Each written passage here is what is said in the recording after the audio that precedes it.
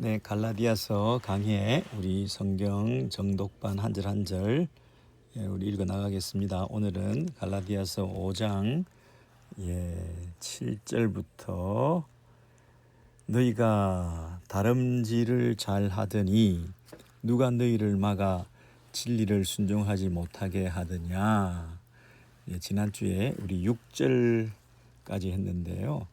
우리 6절을 다시 한번 올라가서 보시면 그리스도 예수 안에서는 할례나 무할례나 효력이 없으되 사랑으로서 역사하는 믿음뿐이니라. 믿음뿐이니라. 믿음밖에 없다. 굉장히 중요한 갈라디아서 5장 6절을 꼭 기억하시면 좋겠습니다. 갈, 5, 6. 갈라디아서 5장 6절.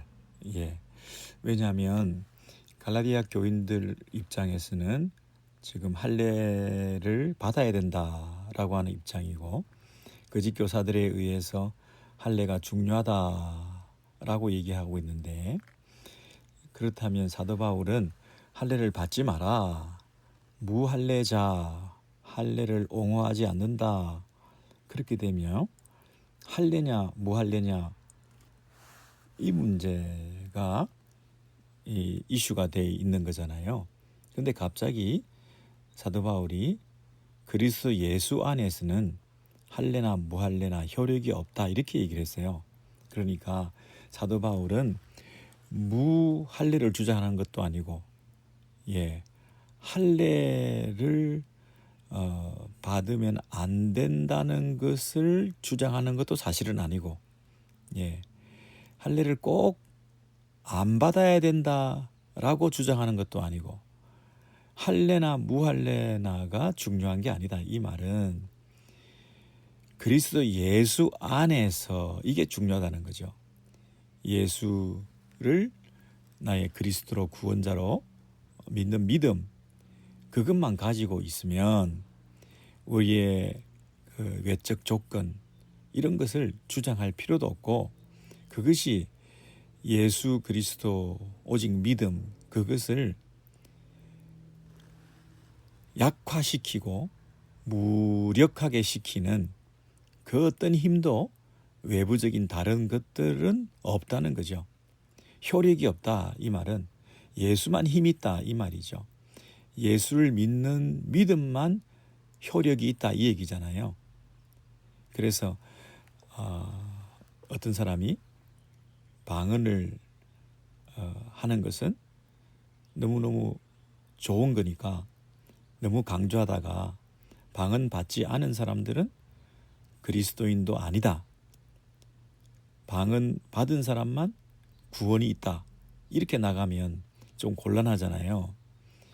어떤 사람이 너무 방언을 강조하니까 어떤 사람들이, 나머지 사람들이 방언 필요 없다 이렇게만 해도 곤란하잖아요. 서로 곤란하거든요. 그러니까 방언을 받느냐 방언을 받지 못하느냐 이게 중요한 게 아니라 그리스도 예수 안에서 예수를 믿음으로만 구원받는다, 그것이 중요하다는 거죠. 예수를 믿음으로 구원받고 구원받은 신앙 공동체 안에서 어떤 은사든지 어떤 한 특정 은사만 중요하게 생각하거나 또는 우월하게 생각하거나 다른 은사를 열등하게 생각하거나 가르치는 은사만 중요하게 생각하거나 방언 은사만 중요하게 생각하거나 그것이 자기 자랑이나 우월감이 되거나 다른 사람에 대한 하대하거나 무시하는 그런 태도를 취하는 것이 문제잖아요.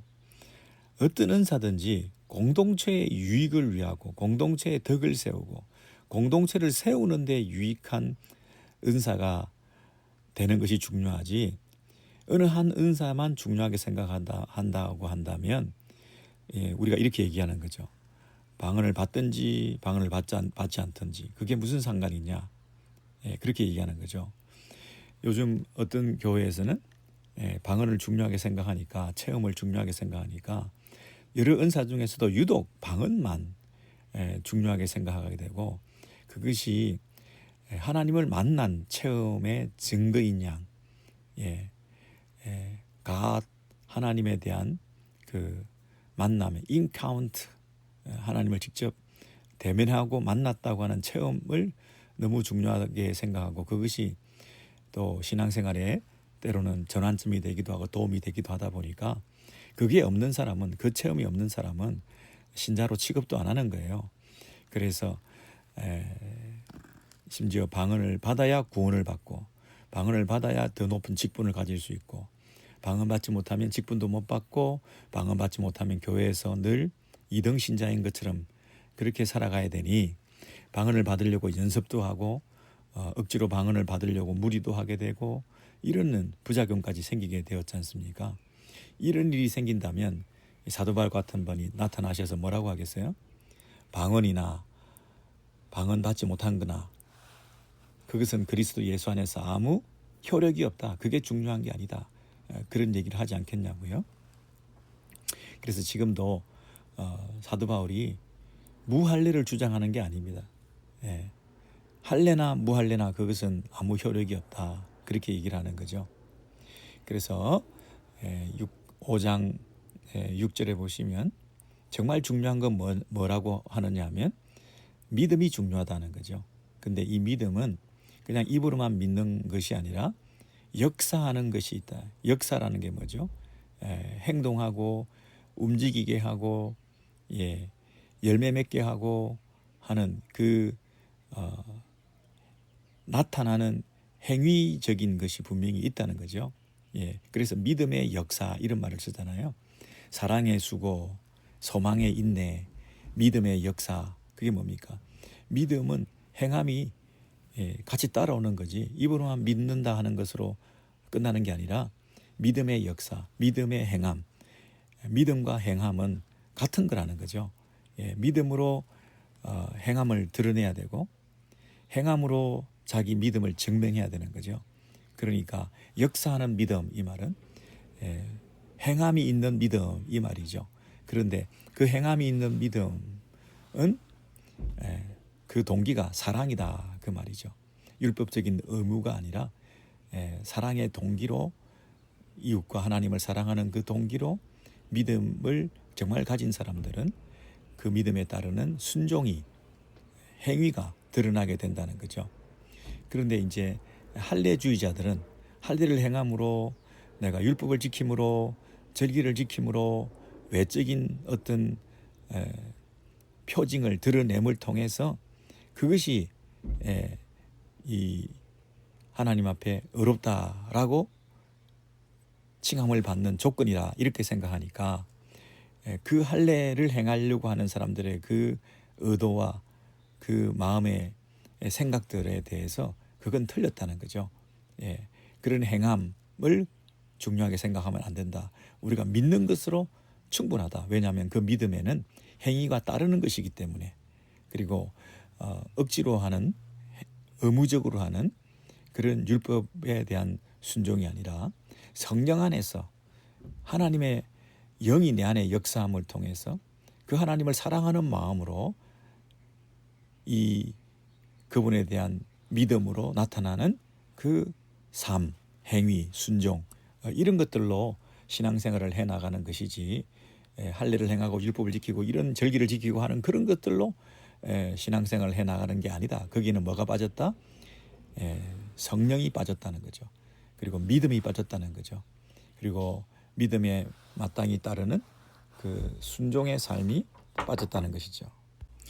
자, 여기까지가 복습이었고요. 이제 7절에서 그 얘기를 이어받아 가지고 너희가 그 일들을 잘 해왔다는 겁니다. 그리스도 안에서 오직 믿음으로 참 자유를 얻고, 오직 믿음으로 행함이 따르는 실천적인 삶을 살고 하는 것으로, 할례 받고 안 받고 이런 거는 중요하지 않다. 그렇게 잘 신앙생활을, 첫 출발을 잘 했는데 왜 이렇게 되었느냐, 그 얘기를 7절에 하는 겁니다. 너희가 다름질을 잘 하더니 누가 너희를 막아 진리를 순종하지 못하게 하더냐.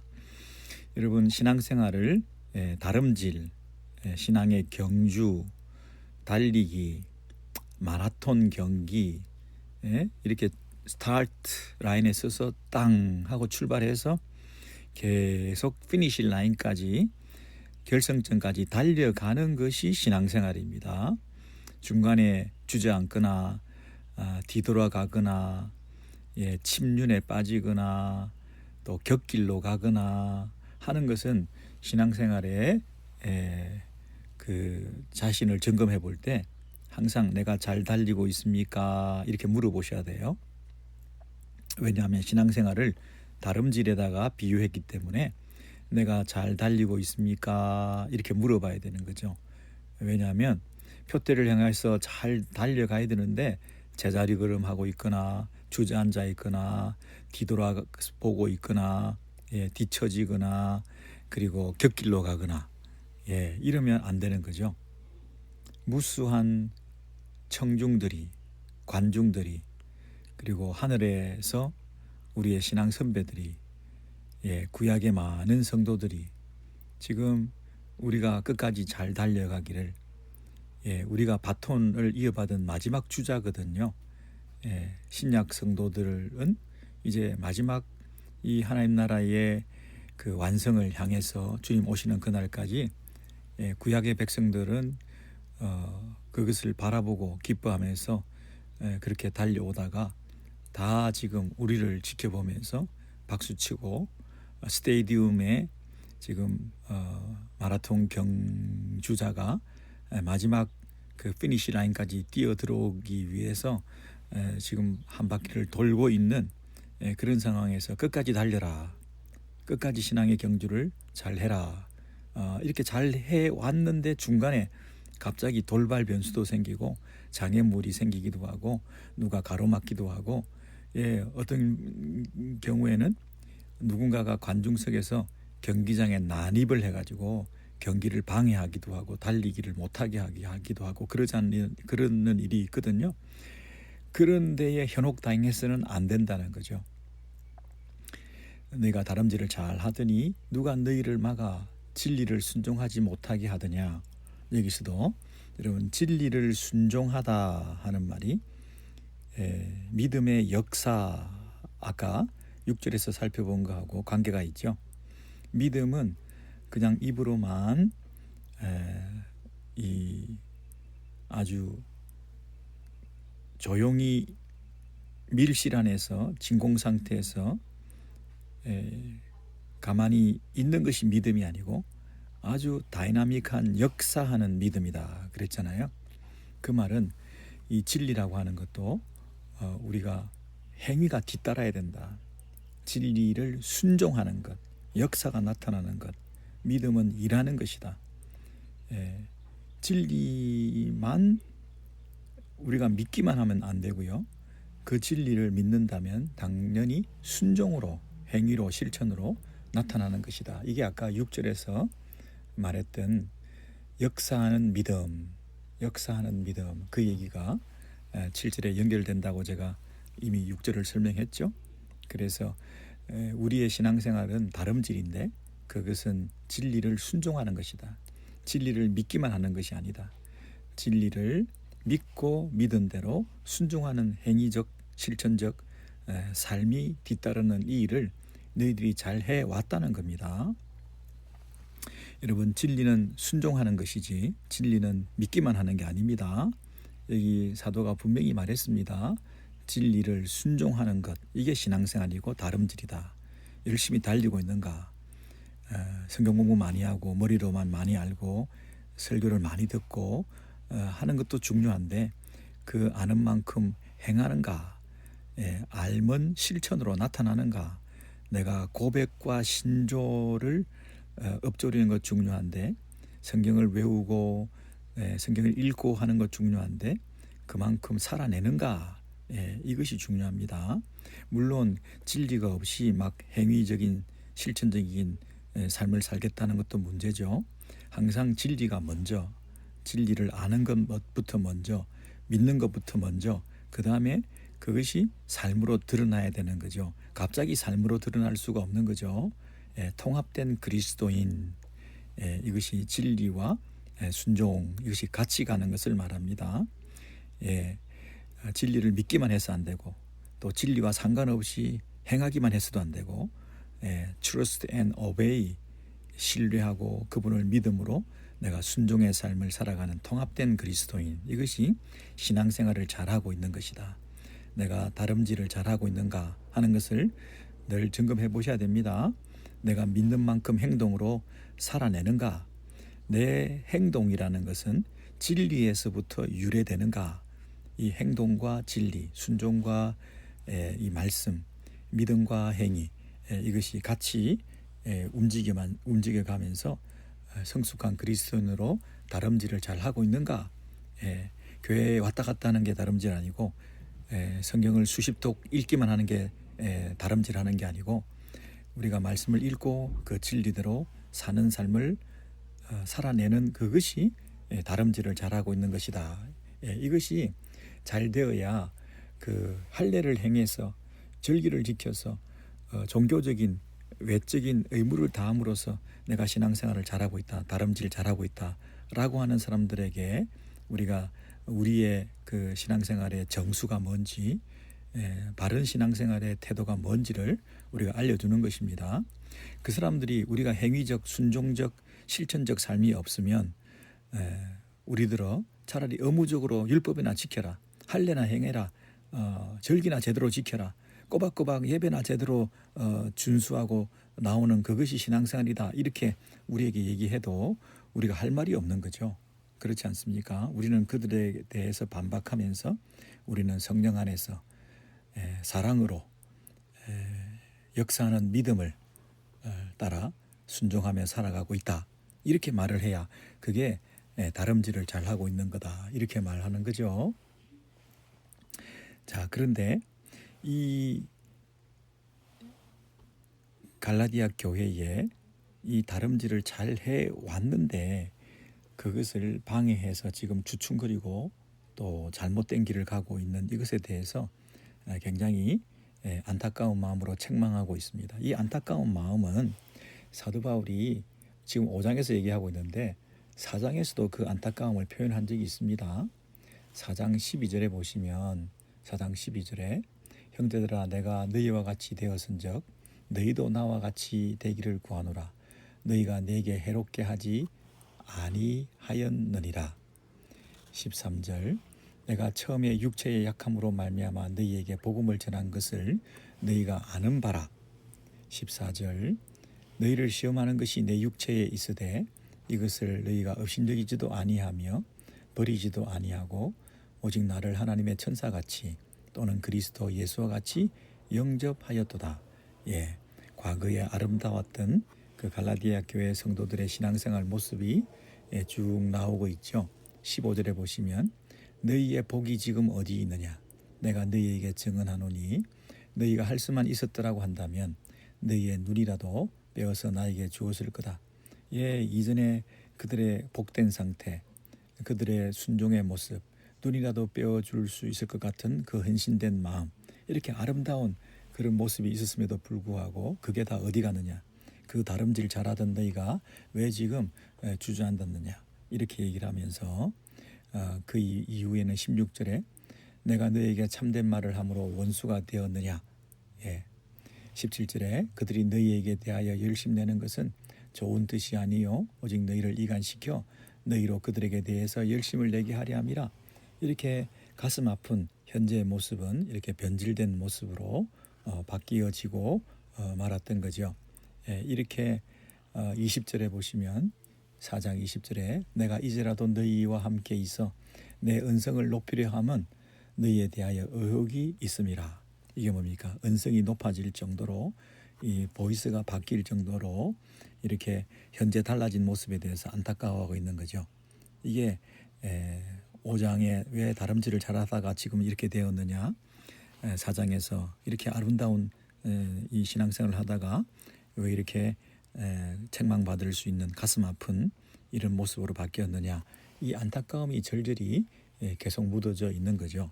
그 앞에 3장에 가셔도 그 안타까움을 우리가 확인해 볼 수가 있죠. 3장 3절에 보시면 너희가 이같이 어리석으냐, 성령으로 시작하였다가 이제는 육체로 마치겠느냐. 예, 이것도 마찬가지죠.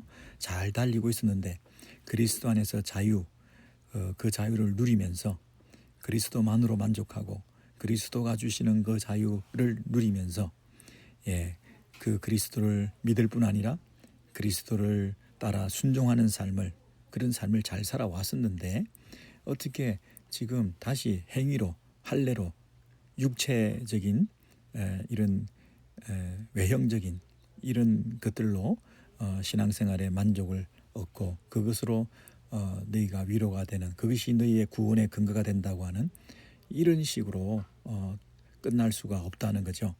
너희가 스타트 라인에서 출발했으면 그 은혜로 시작한 그 신앙생활 우리가 잘나서 시작한 신앙생활 아니잖아요. 예, 우리를 부르신 그분의 부르심은 은혜였지 않습니까? 그 은혜로 부르셔서 출발을 그렇게 했다고 한다면 이제 계속 달릴 때도 은혜로 달리는 거죠. 예, 그 부르심에 합당한 삶을 살아내는 거죠. 우리가 부르심을 받았다면 부르심 받은 그 삶에 합당한 삶으로 살아내는 것이지 내가 부르심은 받았는데 이제 내가 사는 방식은 또 내가 마음대로 그분과 상관없이 부르신 그분과 상관없이 산다는 것은 이게 출발이 잘못된 거죠. 잘 못 달리고 있는 거죠. 그 얘기를 지금 계속한 것입니다. 다시 우리 5장으로 가셔서 7절에 그 내용이 잘 설명되어 있었습니다. 그리고 8절에서 그 부르심에 대해서 다시 한번 얘기를 하는데 우리가 제대로 부르심을 받았다면 그 부르심 받은 사람의 그 부르신 자에게 합당한 삶을 살아야 된다. 우리가 하나님으로부터 부르심을 받았다고 한다면 그 하나님으로부터 합당한 삶을 우리가 살아가는 것도 계속 그분 앞에서 살아가야 된다는 겁니다. 그런데 8절에 보면 그 권면은 너희를 부르신 이에게서 난 것이 아니니라 그랬습니다. 이 권면이라고 하는 것은 우리에게 설득했다 이 말이죠. 거짓 교사들이 우리를 유혹했다, 우리를 넘어지게 했다, 우리를 그럴싸한 말로 우리를 미혹했다 할 때 그 권면입니다. persuade 했다는 것은 그 설득하고 거짓된 가르침으로 우리를 권해서 믿게끔 했다 하는 건데 그 권면이라고 하는 것은 거짓 교사의 권면은 하나님으로부터 온 것이 아니다 이렇게 말하죠. 너희를 부르신 이에게서 난 것이 아니니라. 우리는 누구의 부르심을 받았습니까? 하나님의 부르심을 받았습니다. 우리가 부름 받을 만한 자격이 있었습니까? 아무 자격이 없었습니다. 은혜로 어느 날 그분이 부르셨습니다. 누군가 불러가지고 그 보이스를 목자가 양의 이름을 부를 때 양은 그 목자의 음성을 기억하고 돌아보게 된 거죠. 그래서 부르실 때 반응했기 때문에 지금 우리가 여기까지 와 있게 된 거죠. 지나고 보니까 그분이 부르셨던 거예요. 우리가 지금 신앙생활 하는 것은 제가 여러분이 지금 함께 교회 생활하고 신앙생활 하고 있는 것은 내가 어느 날 교회 참석한 게 아니에요. 내가 나오기로 결정하고 나온 게 아니에요. 내가 내 발걸음을 이렇게 돌이켜가지고 기독교에 귀의하게 된 게 아니에요. 내가 믿고 회심하기로 작정한 게 아니에요.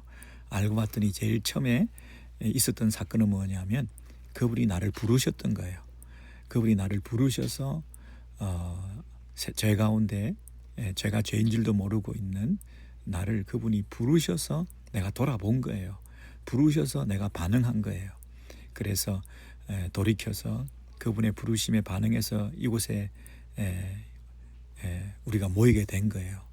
우리 각자를 부르신 거예요. 여러분 생각해 보세요. 우리 어떤 사람이 여러분들을 이곳에 다 불러 모았으면 다 모였겠습니까? 군대 소집 명령을 해라 해도 군대에 다 모여라 해도 그게 억지로 일시적으로 잠깐 모이고 어떻게 하면 빠져나갈까? 어떻게 하면 도망갈까? 어떻게 하면 탈영은 못하지만 빨리 징집 해제되고 군대 면제되고 고향 앞으로 돌아가는 게 제일 좋은 일이고 끝까지 억지로 만기 제대해서 그래서 집에 돌아가는 그것이 일시적으로 그곳에 모일 수 있는 거죠. 억지로 그렇게 모일 수 있는 거지만 이렇게 일평생 우리가 예수를 믿기로 하고 교회 신앙 공동체 안에서 믿음 떠나지 않고 예배의 자리를 지키면서 똑같은 예배를 여러 번 드리는데도 또 예배를 드리러 오고 찬송가를 1절부터 4절 5절 부르는데도 더 부르고 싶고 교회에서 이런저런 어려운 일도 있지만 이 교회를 떠날 수가 없고 하는 이런 신앙 공동체 안에 우리가 이렇게 사람들이 불러 모아져 있다는 것은 한 사람 한 사람을 우리 하나님께서 부르셨기 때문에요. 그 부르심에 따라 여러분이 이곳에 모여들게 된 거지 누가 이렇게 여러분들을 우리를 이렇게 공동체 안에 모아 놓게 할 수가 있겠습니까? 우리 모두는 은혜로 각자를 하나님께서 부르신 거예요.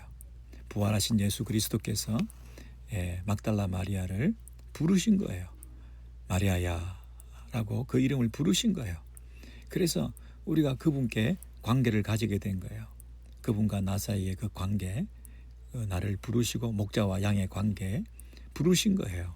그래서 예수님이 죽으셔도 그리고 그분과 우리 사이의 관계는 영원한 것이고 그분이 부활 승천하셔도 여전히 그 관계는 영원한 거죠.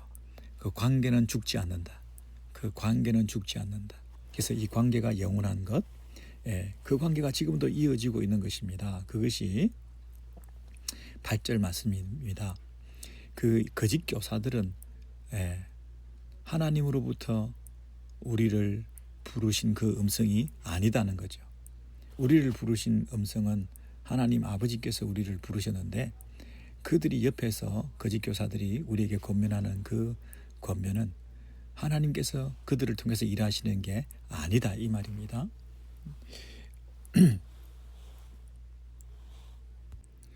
네, 그래서 그 권면이라고 하는 그 설득이라고 하는 어떤 번역에는 꼬임이라고 그랬는데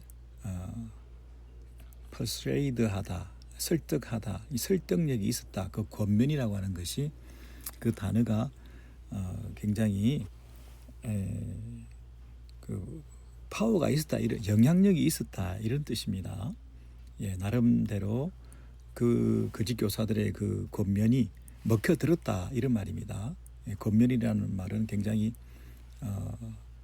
이 영향력이 있었다 이런 뜻이거든요. 논리도 있었고 명분도 있었고 사람들의 마음을 이렇게 끌어들일 수 있는 흡인력이 있었다. 나름대로 흡인력이 있었다는 겁니다. 그래서 이 교회 안에 이런 사단이 난 거 아닙니까? 교회 안에 이런 많은 사람들이 영향을 받고 있는 거 아닙니까? 열심히 잘 달리고 있었는데 누가 거기에 방해를 하는 바람에 갑자기 시험 든 거 아닙니까?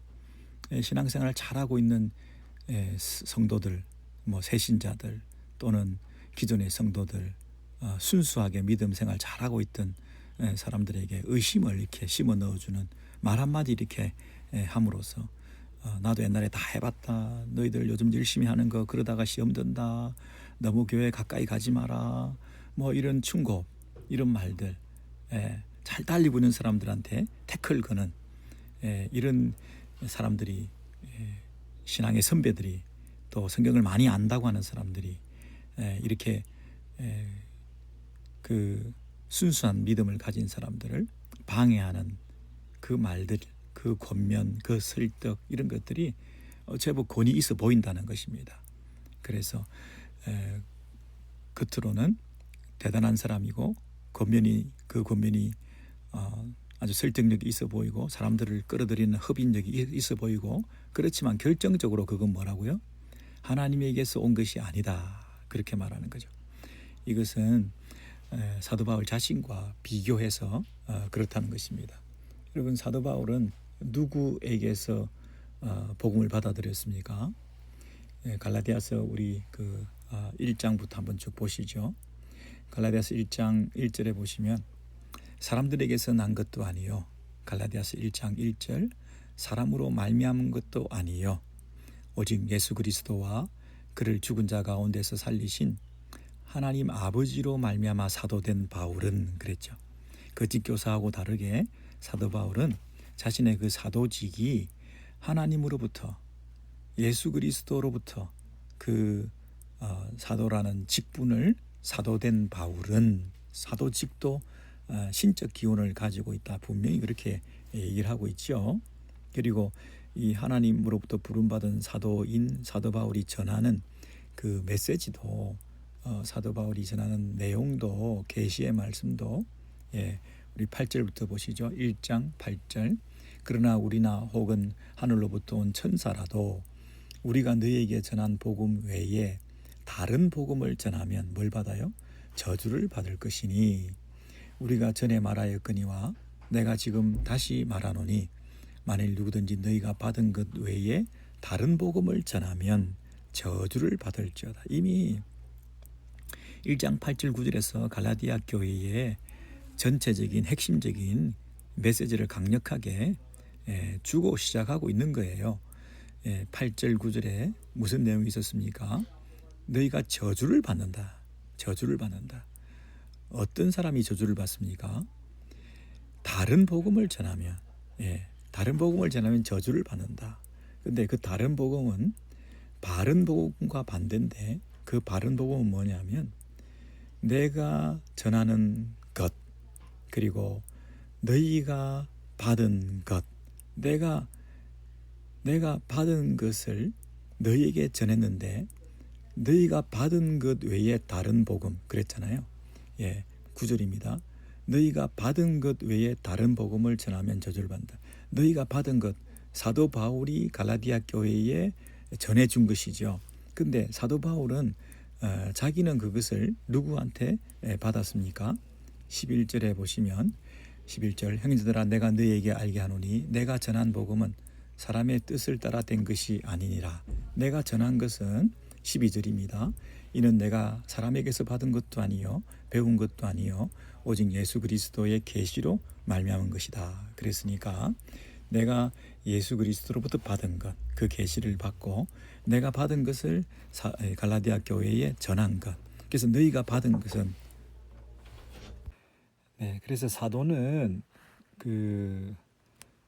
바울 사도는 자신의 사도직도 하나님으로부터 임한 것이고 그리고 자신이 전하는 그 복음도 예수 그리스도의 계시로부터 사도 바울이 받아서 갈라디아 교회에 전해준 것이기 때문에 분명히 신적인 이런 기운을 가지고 있는 반면에 이 거짓 교사들은 그들이 전하는 권면 아무리 부드럽고 자신들의 마음에 들고 또 파급력 있고 또 흡인력이 있고 설득 당할 만하고 내 테이스트에 맞고 또 내 신앙생활에 어떤 유익한 것처럼 그렇게 보이는 그런 면이 있다 하더라도 그들이 전하는 그 거짓 교사들이 전하는 메시지는 하나님으로부터 온 게 아니다는 거죠. 그것을 서로 사도 바울과 거짓 교사의 대조를 통해서 너희가 어느 쪽을 선택해야 되느냐 이렇게 사도 바울이 얘기를 하고 있는 겁니다. 너희를 부르신 이에게서 난 것이 아니라 8절에 분명히 얘기했습니다. 그래서 그 교회 안에 누룩처럼 번져가는 그런 거짓 가르침에 대해서 경계하시면서 9절에 속담을 하나 인용해서 이렇게 말하죠. 적은 누룩이 온 덩이에 퍼지느니라. 이것은 적은 누룩이 공동체 전체를 오염시키고 변질시킨다 하는 것을 말하죠.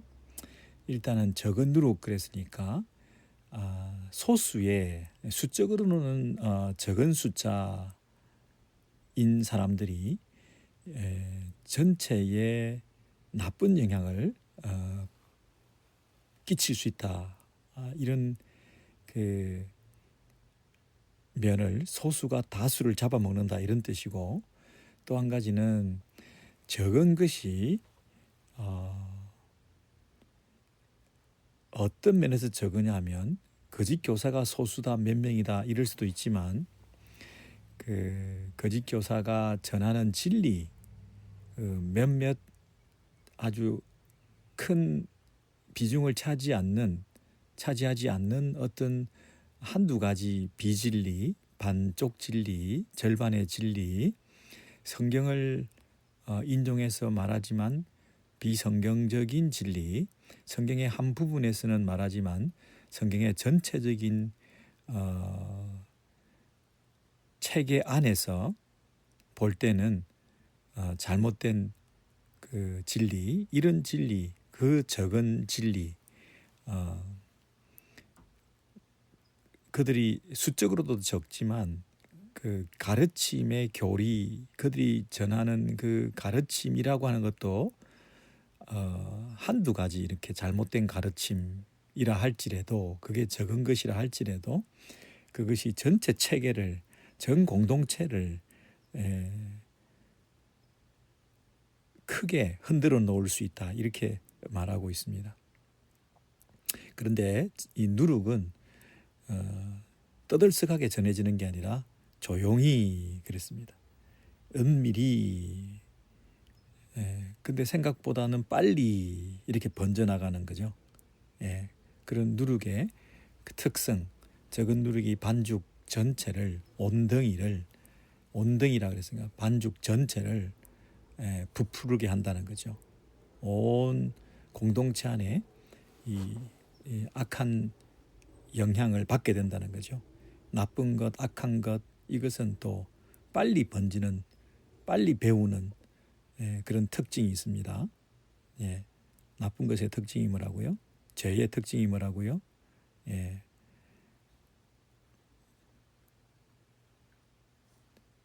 그래서 이 조심해야 될 부분에 대해서 이미 이 고린도전서 같은 데 보면 이런 비슷한 얘기를 하고 있는데 한번 살펴보고 가죠. 고린도전서 5장 6절입니다. 고린도전서 5장 6절 쭉 보시면 너희가 자랑하는 것이 옳지 아니하도다. 고린도전서 5장 6절. 적은 누룩이 온덩이에 퍼지는 것을 알지 못하느냐. 여기 똑같은 속담이 나왔죠. 적은 누룩이 온덩이에 퍼진다. 결국은 일부분에서 시작한 것이 전체에 번지게 마련이다. 악한 것이 그렇게 파급 효과가 크다. 그리고 조용히 은밀히 번져나가서 전체에 나쁜 영향을 미친다. 이렇게 말하는 거죠.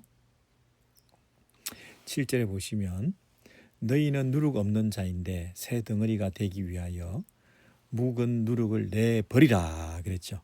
여기서 도려내라, 제거해라, 이것이 그냥 놔뒀다가 악영향을 끼친다, 이렇게 말하면서 그 묵은 누룩이 악의에 찬 누룩, 8절에 보시면 묵은 누룩으로도 말고 악하고 악의에 찬 누룩으로도 말고 누룩이 없이 오직 순전함과 진실함의 떡으로 하자.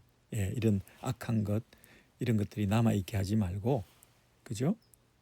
교회 공동체 안에서 이런 죄, 이 고린도 교회는 특별히 음행 구절입니다. 내가 너희에게 쓴 편지에 음행하는 자들을 사귀지 말라 하였거니와. 교회 안에 음행하는 자들, 탐하는 자들 10절, 속여 빼앗는 자들, 우상 숭배하는 자들을 도무지 사귀지 말라 하는 이것이니, 이것이 말하는 것이 아니니, 사귀지 말라 하는 것이 아니니, 만일 그리하려면 너희가 세상 밖으로 나가야 할 것이니라. 그래서 교회 안에서 이런 사람들이 없을 수가 없지만 그 죄 가운데 있는 사람들과 짝하지 말라, 사귀지 말라, 가까이 하지 말라, 끊어내야 된다, 이렇게 얘기를 하는 거죠. 그런 사람들이 교회 안에 전혀 없을 수는 없지만 그럼에도 불구하고 그들과 교회 안에서 함께 하는 것은 옳지 않다, 이렇게 얘기하죠.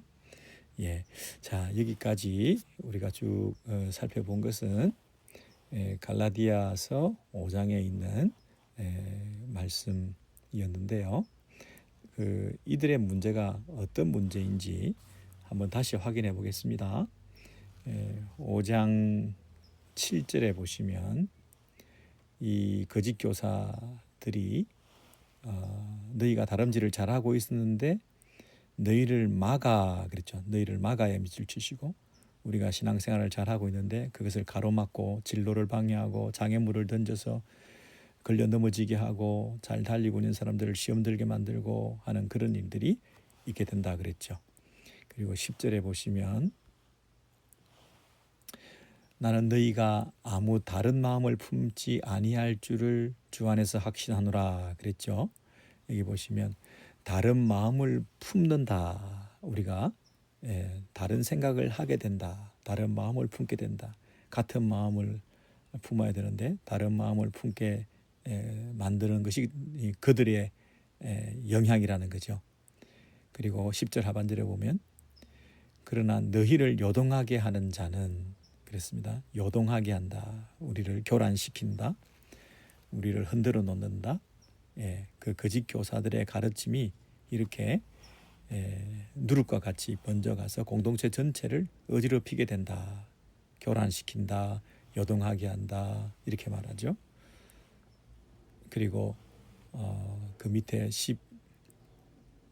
12절에도 보시면 너희를 어지럽게 하는 자들은 그랬습니다. 어지럽게 한다. 여러분 여기 disturb 어지럽게 한다. 트러블을 만든다. 공동체 안에서 요동하게 한다. 흔들어 놓는다. 뭐 너희를 가로막는다. 이런 것이 실질적으로 교회 안에서 이런 일들이 일어날 수 있다는 것이죠.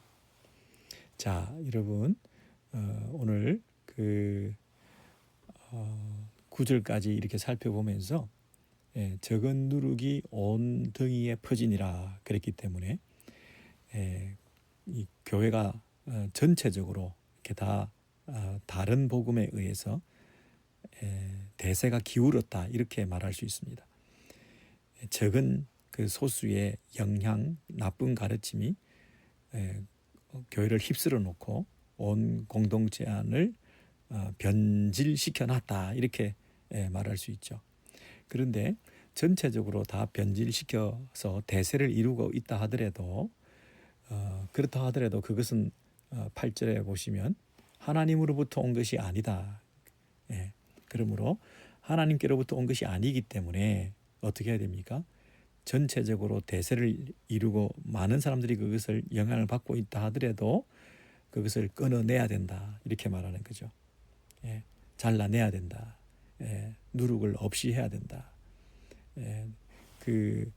우리가 많은 사람들이 이미 영향을 받으면 우리가 함부로 손을 댈 수가 없잖아요.